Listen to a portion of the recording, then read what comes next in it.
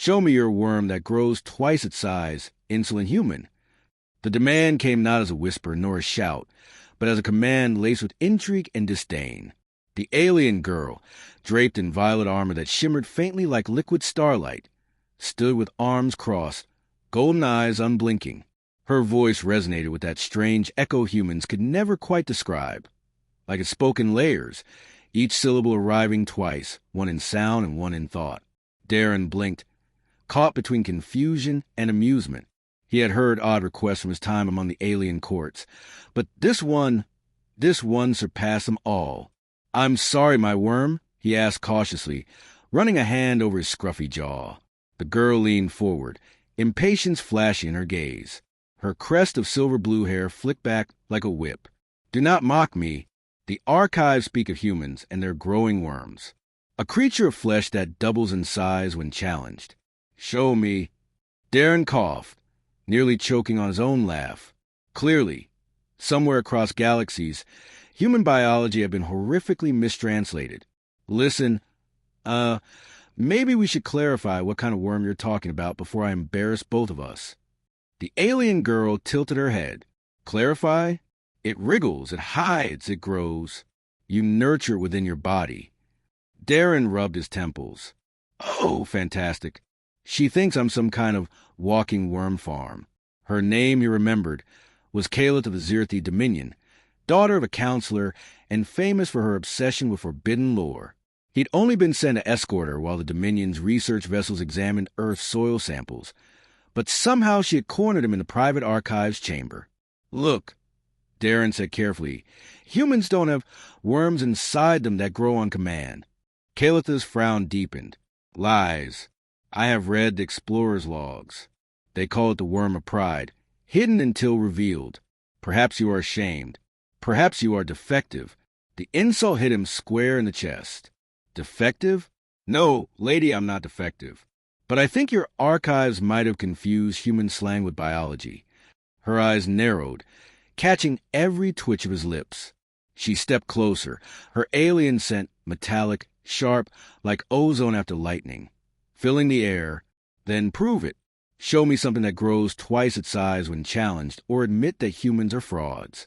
For a moment, Darren hesitated. Then, slowly, an idea formed. "Fine, I'll show you a worm."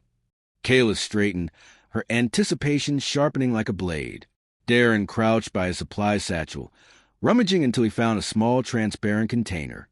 Inside, nestled in dark soil, was a common earthworm. He had been using them to demonstrate soil health for the alien scientists. Carefully, he lifted it out, letting it squirm across his palm. "Here," he said, holding it up, "an earthworm. Harmless, useful for keeping soil fertile." Kalitha's eyes widened with almost childlike fascination. "So small, yet this is it? This is the legendary creature. Well, watch this." Darren set the worm gently onto the moist surface of his canteen's lid, and as it stretched forward, its body elongated, nearly doubling in size. Kalith gasped, covering her lips with one hand. Her golden eyes gleamed in triumph. "It is true. It grows." She leaned closer, nearly pressing her face against the squirming worm. "Remarkable. Your kind truly carries miracles." Darren stifled a grin. "Yeah, see? Nothing to be ashamed of."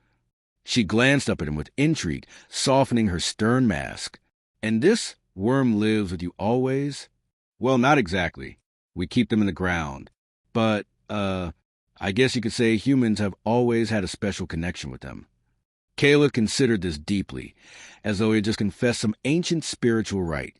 Her voice dropped lower, hushed with reverence. "Do you bond with it? Share blood? Perhaps it feeds on you?" "No." Darren nearly dropped the worm in horror. "It just eats dirt. That's it. Dirt in, richer dirt out. Nothing mystical." But Kalitha's fascination only grew. She straightened, her violet armor catching the dim light, and nodded solemnly. "Then you will give it to me." "What?" Darren clutched the worm protectively. "You can't just take it." "Of course I can. It is proof that humans are worthy allies to the Dominion. With this, I will silence the scholars who doubt your kind." Darren shook his head. Lady, this is just a worm. Nothing legendary about it. Her lips curled in a sly smile. If it is so common, then surely you can part with one. Darren hesitated. He looked at the worm wriggling harmlessly in his palm, then at Caliph, whose pride burned like a fire she could not control. He realized then this wasn't about the worm at all. It was about her need to discover, to prove, to win. With a sigh, he held it out. Fine, you can keep this one, but take care of it. They're fragile. Caliph cupped her hands reverently as he passed the worm to her, as if he had entrusted her with a sacred relic. She gazed at it, wonder softening her sharp features. So simple, yet it carries a power of growth. Twice its size. A metaphor, perhaps? Humans, too, expand under challenge. Darren blinked. For someone who'd just been demanding to see a worm, that was surprisingly profound. Yeah, he admitted quietly. I guess you're not wrong. For a long while, Kayla studied the creature with awe. Then she looked up at him. Her expression different now. Not just intrigue, but a spark of respect. Insolent human, she murmured, though her tone lacked the venom from before. You have amused me. No, you have enlightened me. Darren chuckled, shaking his head. Glad I could be of service. She tilted her head, that strange crest of silver blue hair shifting like liquid flame. Perhaps I was mistaken. You are not defective. You are curious. Like me. And there, for the first time, Darren saw not the imperious alien noble, but a girl, young, defiant, desperate to prove herself in a world of scholars and warriors. A girl who had demanded a worm as if it were a holy artifact, because sometimes belief was all she had to fight with. He smiled faintly. Then maybe we're not so different after all. Caliph nodded, closing her hands carefully around the tiny creature. Perhaps not. And perhaps this worm is more than either of us understand. Don't overthink it, Darren muttered. But even he wondered if, just maybe, she was right. The archives chamber felt lighter as they walked out together. An alien girl clutching an earthworm like treasure, and a human wondering how in the galaxy this had become his life. Yet he couldn't shake the feeling that somehow, impossibly, a tiny worm had just changed everything.